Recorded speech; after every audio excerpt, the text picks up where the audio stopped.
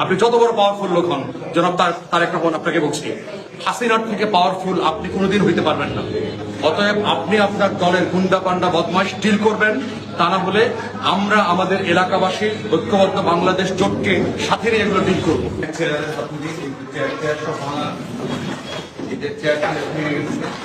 BNP একটা মাতাল মাদকগ্রস্ত সংগঠনে পরিণত হয়েছে। তার সাথে কোনো ভালো মানুষ, ভদ্র মানুষ নাই এলাকা। সব গুন্ডা পান্ডা বদমাশ চাঁদাবাজ এবং মাদকাগ্রস্ত এই ক্রিমিনাল গ্যাং হচ্ছে বিএনপির বেজ এরিয়া হয়ে গেছে। আমরা বলবো, তারেক রহমানকে বলছি, যদি আপনি সত্যিই দেশে নেতৃত্ব দিতে চান, মাথায় রাখবেন যে আপনাকে এই ক্রিমিনাল গুণ থেকে আপনাকে বের হয়ে আসতে হবে। আপনি যদি 31 দফার বাংলাদেশ চান, আপনাকে বদলাইতে হবে।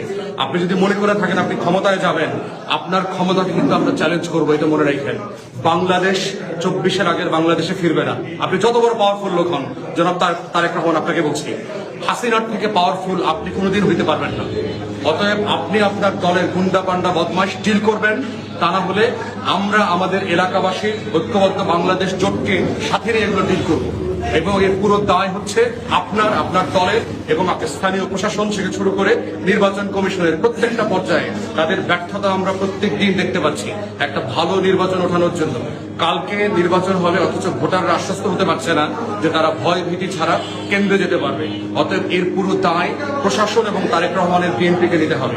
আমরা আশা করব দ্রুততম সময়ে এই ক্রিমিনাল গুন্ডাদেরকে গ্রেফতার করে রিটার্নিং অফিসার প্রমাণ করবেন, ডিসিএস কে প্রমাণ করবেন যে তারা আসলে একটা ভালো নির্বাচন করবার জন্য প্রস্তুত।